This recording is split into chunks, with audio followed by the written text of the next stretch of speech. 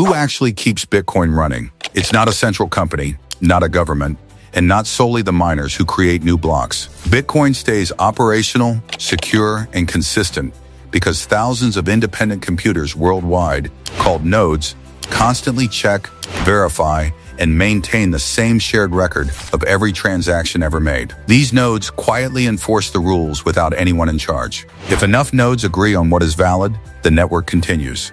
This distributed checking is what makes Bitcoin resistant to control or shut down by any single entity. In this video, we explore Bitcoin nodes in a calm, step-by-step manner. The explanations stay technical enough for intermediate learners but use simple language and analogies so beginners can follow along easily. No code details or hype, just clear facts about how nodes function as the network's backbone. What is a Bitcoin node? A Bitcoin node is a computer that runs Bitcoin software and connects to the Bitcoin network. Its major purpose is to keep a copy of the blockchain, which is the public log of all Bitcoin transactions, and to obey the rules of the protocol to the letter. The blockchain is like a huge shared ledger that keeps track of who sent Bitcoin to whom since 2009. A node is like a librarian that works hard to retain their own copy of this book and only adds new entries that follow the library's tight regulations. Nodes are always talking to each other, sharing blocks and transactions, and throwing away everything that isn't genuine. Anyone can download the software, most often Bitcoin Core, and join a node without needing special permission. By running a node, you help keep the network healthy and verify it for yourself. Difference between full node, light node, mining node. There are a few basic sorts of Bitcoin nodes, and each one has a particular job and demands different resources. Full node, often known as a fully validating node, is the most complete variety. It downloads and checks the entire blockchain, starting with the Genesis block and going up to the present day. As of early 2026, this is about 730 GB. It also examines every block and transaction against the rules. Full nodes make sure that everyone agrees on the same thing and send legitimate data to other nodes. They are the main people who keep the network safe. Light node, also known as SPV or Simplified Payment Verification node, these nodes do not keep or check the whole blockchain. They only examine headers, short summaries and proofs that certain transactions exist. Therefore, they rely on full nodes for most of their data.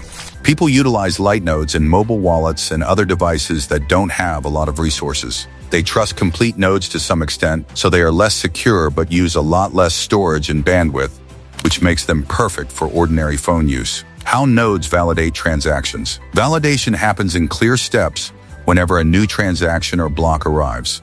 When someone creates a transaction, say sending 0.5 BTC, it gets broadcast to the network. Nearby nodes receive it and check basic rules first.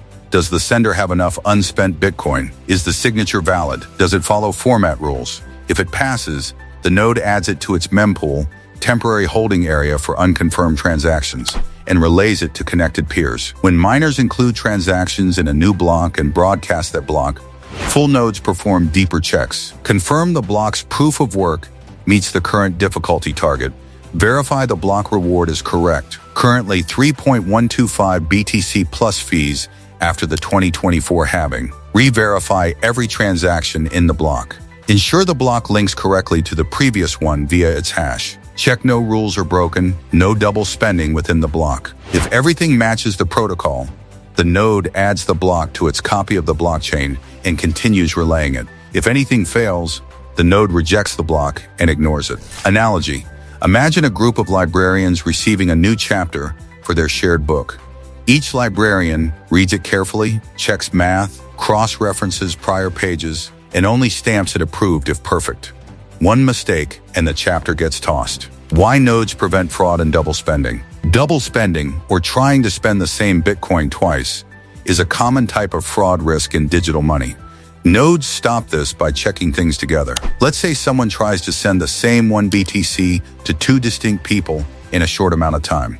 Most nodes get the first transaction, and it is added to a block. When the second one comes, nodes recognize that the input, the identical, has already been used in the verified block, so they throw it away right away. Decentralization explained through nodes.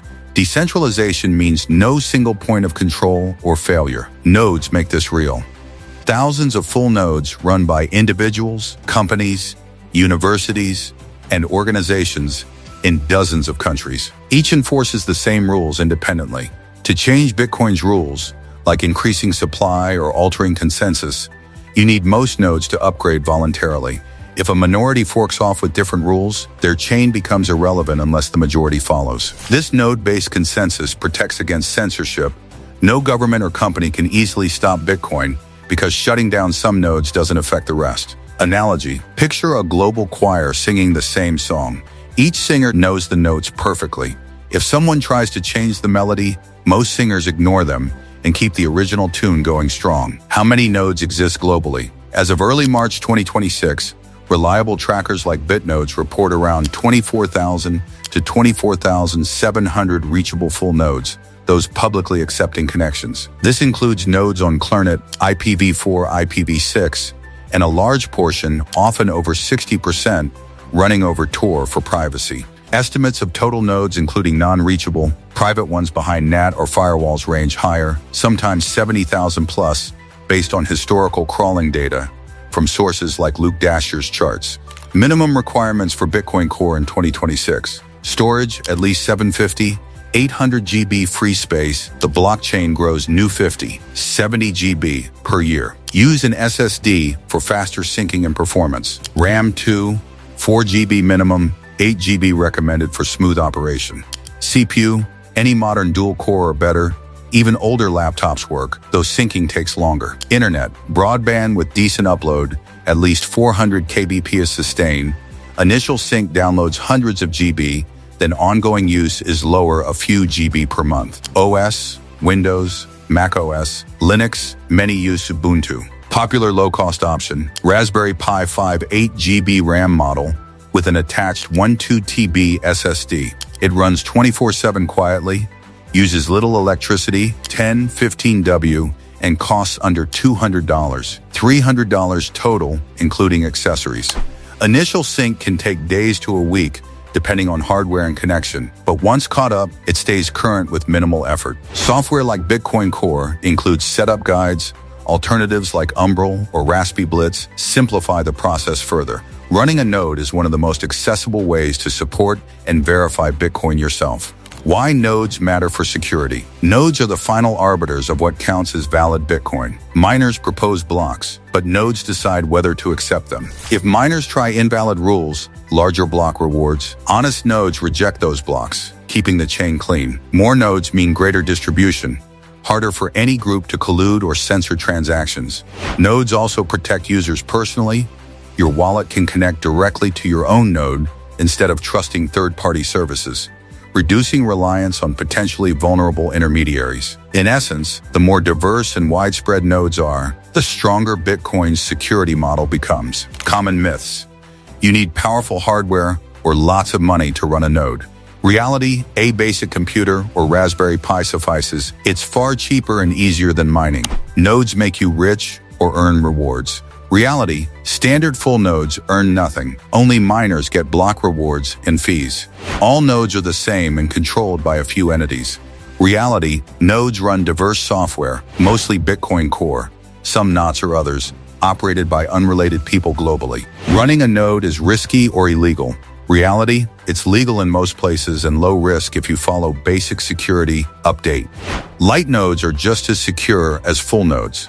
Reality, light nodes trust full nodes for validation, so they offer convenience but less personal sovereignty. Whether you run one on a Raspberry Pi at home or simply understand their role, nodes illustrate Bitcoin's core innovation, a monetary network secured not by trust in people or institutions, but by verifiable code and widespread participation. Thanks for watching this breakdown of Bitcoin nodes. If it clarified something new, consider subscribing for more calm, educational content on how crypto technologies actually work.